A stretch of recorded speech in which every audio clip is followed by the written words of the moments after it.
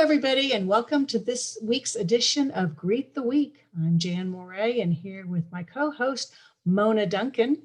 And the topic this week is risking success. And Mona is quoting a song, just wishing and hoping and planning and dreaming and saying, it's cute, but kind of ineffective. So help us with this, Mona. Okay. Well, no risk, no gain. Right. But sometimes we shy away from those words like risk when, it seems like it's maybe too risky. And sometimes it can be. But let's just talk about risk. What does it mean?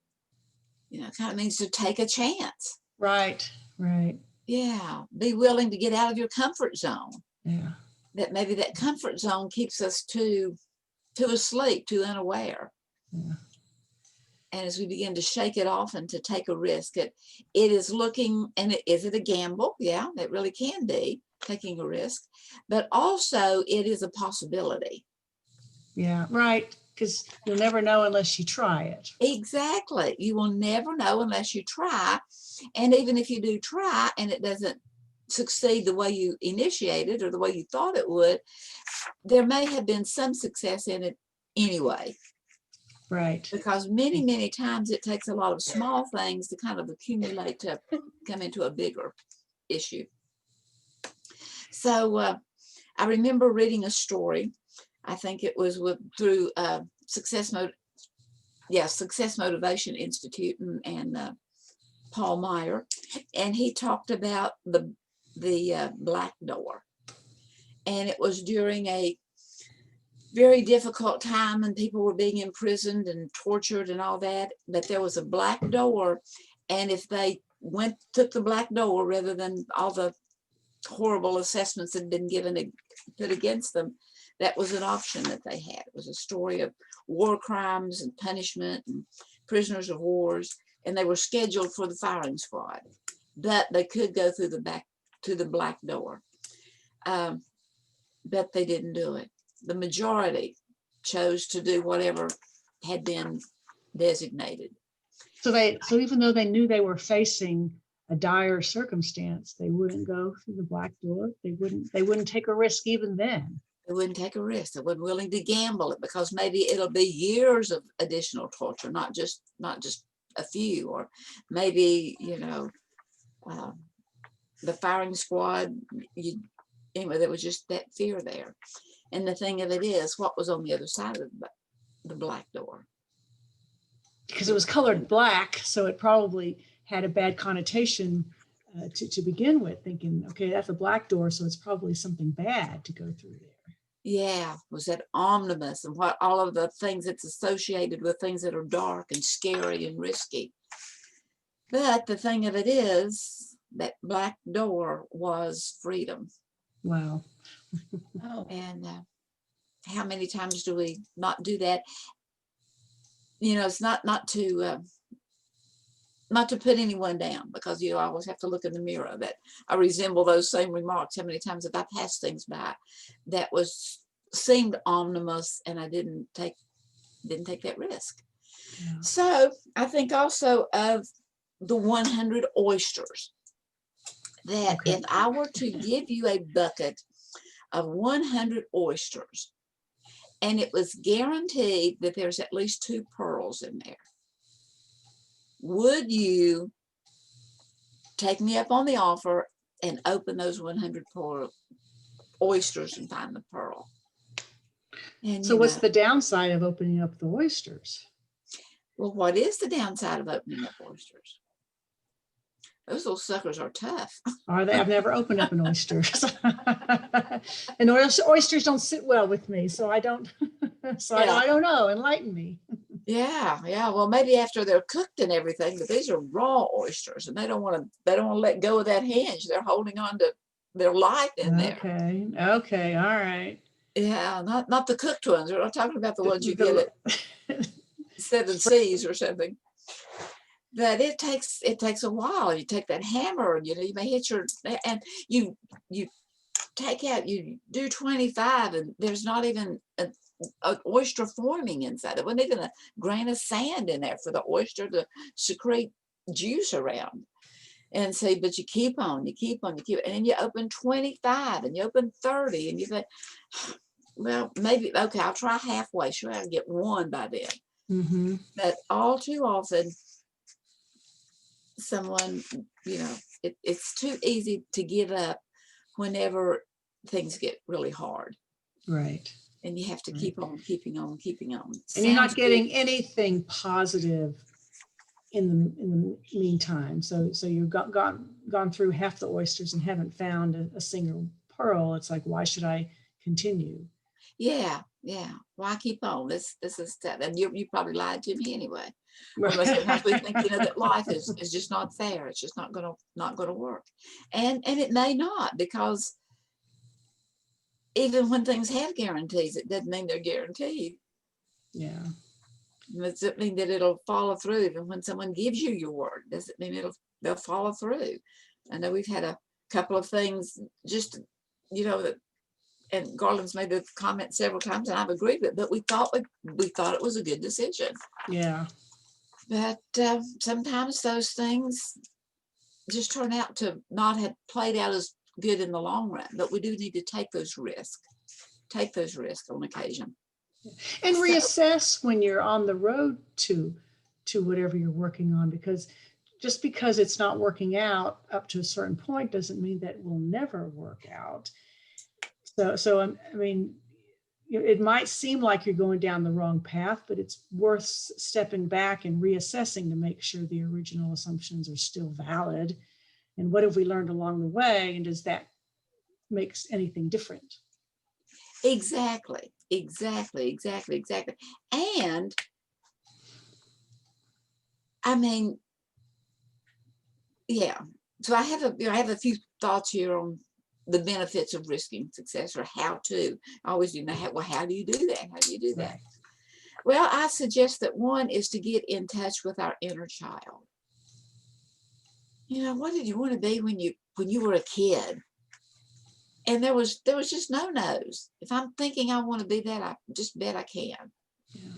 And getting in touch with that, that you don't know the hazards that could be down the road. You're very innocent, right, and ignorant about what could happen. Whereas the more you've lived, the more you know of things that could happen for the negative. Yeah. Get back in touch with your innocence, where you still not only maybe trusted people, but you trusted yourself. Right. Because that goes to the fact of, putting us in our quality world pictures, that we do matter. We are there front and center, and be there in a good, healthy way. And looking at the fact that, to a child, you said, don't touch that, don't do this, don't do that. What do they hear? Go ahead and I'll applaud you. Coming up on Halloween, and it amazes me how much Halloween is celebrated. Seems like, at least across the USA. But there's a trickster in all of us, that we only hear what we want to hear. We only see what we want to see. And so that. And now we can choose more and more what we can filter out, the things we don't want to hear and see. It's so much easier now to filter that stuff out and just find the things that you want to hear, because you just Google, you do a search, and there it is, all the stuff you want to hear that reinforces your beliefs. Right. And it has a tendency to be the only things that you do Google is what you do Right. want to reinforce. I'm guilty. Yeah. So as in that child, do not, they don't hear the not, it's just a do. So okay, it's almost like you're daring them. I dare you to. Yeah. And on my website, I redid it the first part of the year, and I put a letter in there. It was a confession of a, I don't remember what I called it, but it was a procrastinator. Confession of a procrastinator. Because I've had these dreams and goals. Many of them have come true, and I've got a long list of them, like 6 in particular. But they haven't maybe come true to the extent that I thought they would, or by this age in life, and so time and again, I just stop, because I'm not going to pursue that anymore. Over and done with, just forget it. But if it really is innate within us, it won't it won't forget. It'll keep coming back. Keeps In those nagging little, you. yeah, in those little, and I kept, even then after I even wrote that, it's a confession of a procrastinator. It's over and done with. But it just, then I got the energy. About 2 weeks later, all of a sudden I had this energy. Where'd that come from? Yeah. Well, sometimes it's getting in touch with our innocence of childhood rather than looking at all the disappointments we have faced thus far in life, regardless of what age we are. And realizing that the fat lady hadn't sung it, and that it's not over until it is over. And so to have a little trust and a little faith in ourselves and go ahead and risk that success. And another way to kind of help, well, how do you do that, is to picture it. Just get that picture. And then I love what Barnes Buffy said, get that, what will you be doing when you get there? There's that end result. What are you going to be doing when you get there? And so go ahead and picture that and see you as that. And then do today what that end you will be doing when you get there. Right. To And go ahead and start living that life as if you were there already. Yeah. And again, back to the trickster that's within us that hears maybe far more than we want it to. It'll say, but you don't have enough money, but you don't have enough backers, you don't have enough support, you don't have enough this, enough that. But again, as we can go back to that, it can picture the self and see yourself in reality, not in a figment of, because you are enough. We are enough. I was talking with someone the other day and made that comment. I said, whatever it is, there's a lot of things here that haven't, not all the dots have been connected, but know deep down inside that you are enough. Mm-hmm. And the person, kind of bucked against that I'm not, but you are. You're whole and complete. And to receive that and to walk in it and to risk acknowledging it. And get a good picture. And then also giving yourself room to grow. Yeah. That it does take time. And even as we age, we may think, well, I had someone tell me the other day, but I'm 45 already. And I'm going, oh, whoa. That's not a legitimate statement. Yeah, you're 45. There's a lot of years there. And there are a lot of years left. I mean, you can set your own limitations. I mean, anybody can find a reason why you can't do something, or it's too late, or you don't have enough time. I mean, those reasons abound. I mean, they're easy to find, but there's always, the other side of that is, well, I don't want to think about how old I am or how many years I have left. This is still something I want to do. So I'll start it right now. Exactly. And remember riding the bicycle? I mean, it wasn't rarely ever does anyone hop on and take off riding on the bicycle, right, without learning how.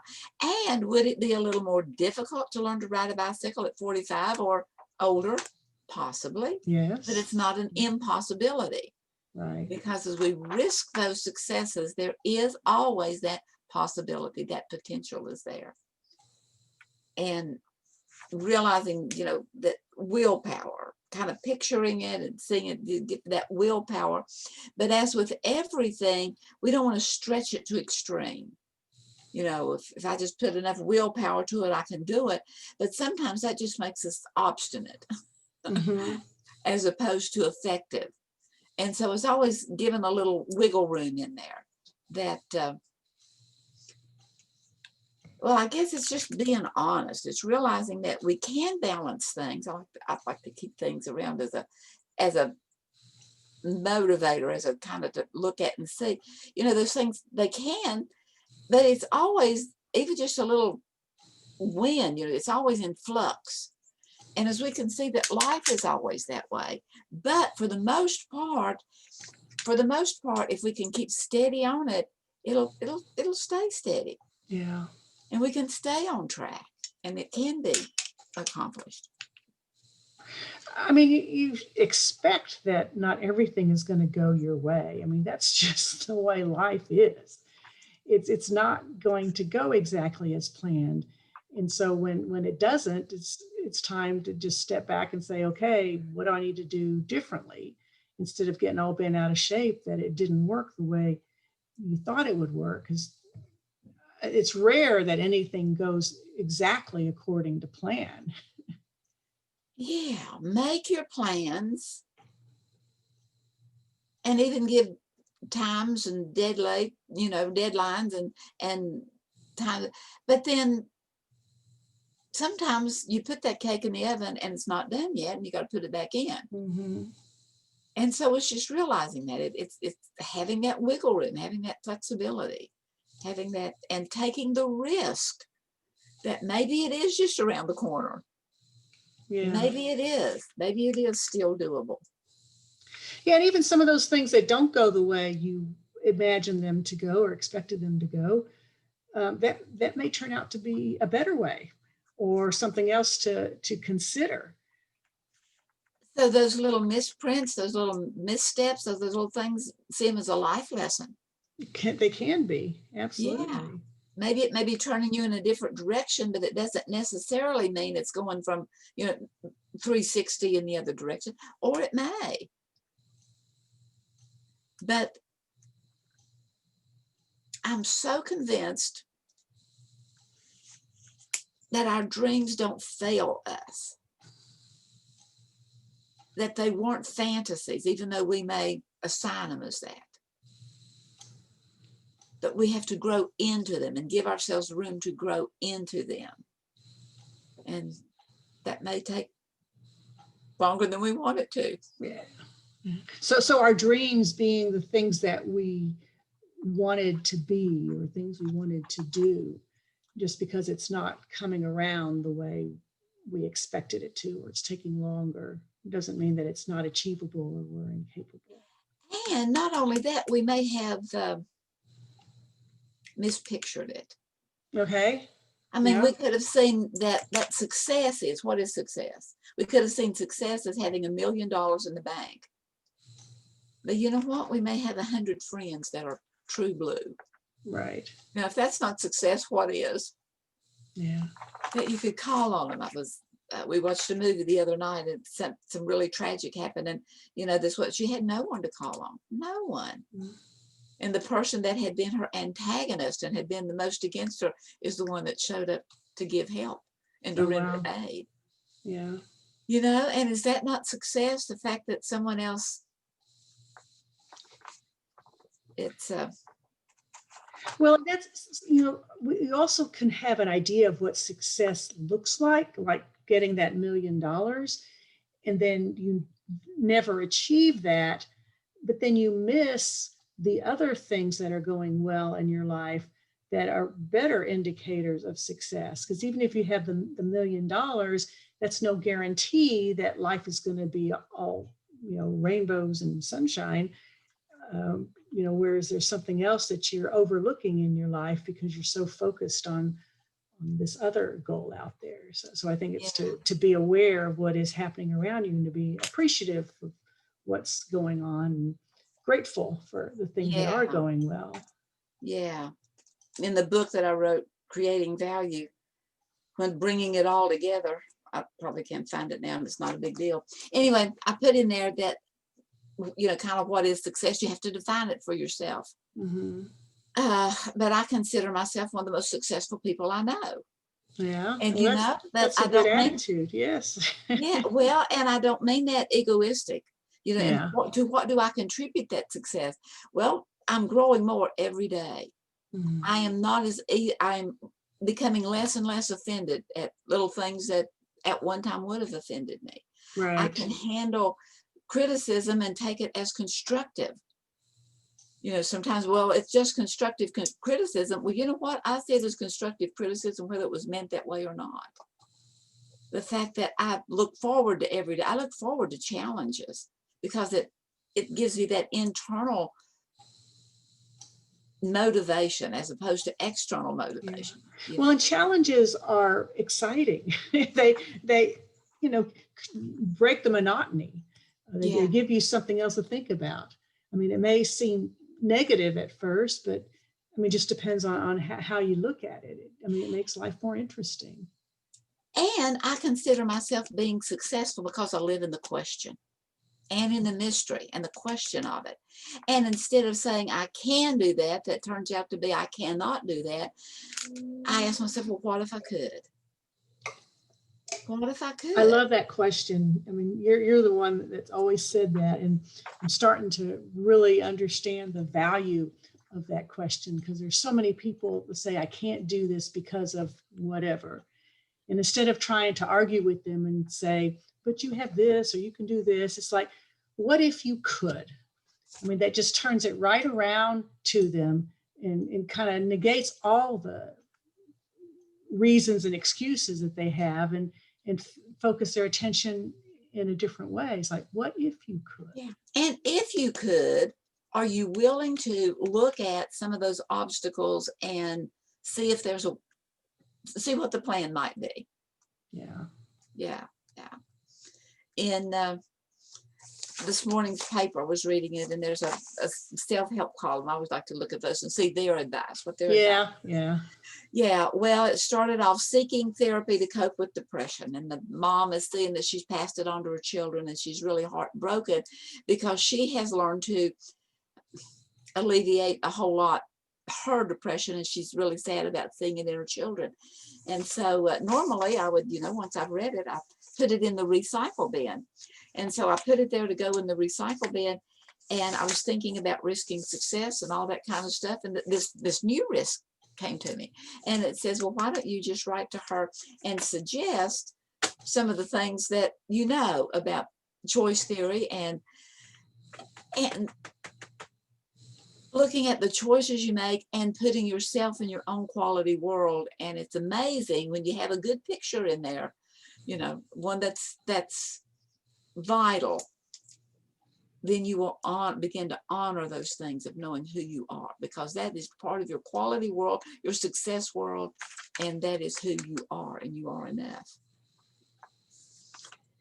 And so risking success is acting in spite of our fears.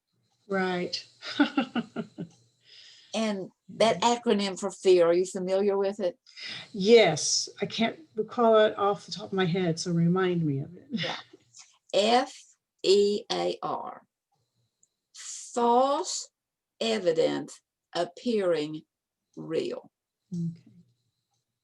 Well, yeah, it sounded good that there was two oysters in these 100, that there was 2 pearls in these 100 oysters, but that's just false evidence. Maybe so, maybe no. Yeah. Maybe that is the possibility of 2. Yeah. And it's that false evidence that we bit into. If we hadn't digested it, it may not have stayed so false. And I mean, that just brought up what we're going through right now, this whole fear of the virus. I mean, that has just been so harmful to so many people, to fear it, where they're not going out, they're not seeing family, they're not doing anything because of the fear. And I mean, we talked about risk. I mean, at the beginning, risking, and it's like, okay, is this a decent risk? I mean, I went to visit my sister this weekend, and my nephew might be watching this, so thank you for watching, Nate. It was good to see you. And then we were with her kids, and it was a great weekend. And I think about a lot of people who are not visiting family and friends because they're so afraid, and it's a shame. It really is. And but you have to take the risks, keep the risks in mind, and prepare yourself and make sure you're comfortable with the precautions that you're taking. And some people will decide not to go through that black door and not to do things, and that's their decision to make. But other people, it's it's a good thing. Yeah, and that's an excellent point, that it is risky, and there is an element of fear there. But as we are take the risk as safely as we can. Right. I mean, don't be foolish. Right. You know, don't be foolish. Don't try to scale a high wire without a balancing bar. And I was thinking that, you know, back to Anna and the King of Siam, that Okay. whenever I feel afraid, I strike a careless pose and whistle a happy tune, and no one ever knows I'm afraid. Right. Well, so I'm off Right. key too. Right. The result of this deception is very strange to tell. For when I fool the people I fear, we fool ourselves as well. But we don't want it to be foolish. Right. Right. Do it safely, do it sanely, do it with some forethought and a little bit of calculation, but don't over calculate. Right. It's that bringing into balance. It's that let enough be enough. And then take the risk, take the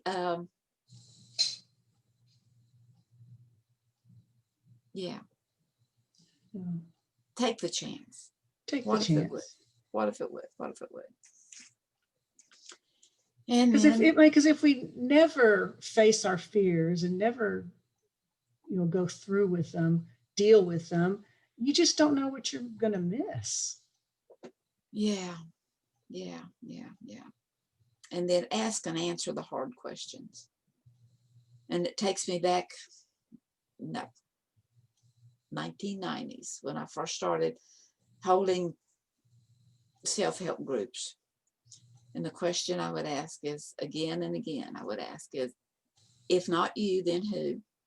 Mm-hmm. If not now, then when? Right. And that goes with anything. I mean, you can wish that somebody would do something to help you out, but they're not always going to be out there. And so at least if you start trying and start doing something, people may notice, and then help may come along. But until you make those first steps, you won't know. Yeah. And it goes back to one of those laws that's as real as the law of gravity. That's a law that some people know and some don't. And that is that you attract to you. You attract to you. It's that law of what's it called? Attraction. The law of attraction. You're saying attract to you. What other law? It's the law of attraction, and it is as real as gravity. As gravity is holding us down, and maybe it is that gravity also that draws to us our likeness to us. So if we are drawing things to us and back to the trickster, that old ego or whatever it is, I don't know where it is. Some people label it with the heart, but I just see too much wisdom in the heart to label it the trickster. But it's in there somewhere, because we are the commander and the trickster and all these things, and they're all wrapped up inside of us. Mm-hmm. But we need to get in touch with the one that's real, not the illusion. Yeah, we can play all those roles. And we can call them out anytime we want to. So why not call out the encourager, the supporter, the one who's going to give us strength and support. And the cautious risk taker. And yes. Yeah. And then be successful in it. And be that little engine that could. I think I can. What if I could? What if I could? I think I could. And then just, I thought I could. I thought I could. I thought I could. I know I could. I did it. Some things. Even courage. Right. Yeah. Well, that's all the points I have. So okay. So you don't have any closing statements or anything to end us up, but something good to think about. I mean, life is full of risks, and you can't just. I mean, you can run away from them all if you want, but would you like to be able to do something? What if you could do those things that you've been telling yourself you can't do? Just go do it. I mean, that's my mantra. Just do it. Just don't think about what could happen. Just do it. All right. So thanks for joining us, and we'll see you again next week for another edition of Greet the Week.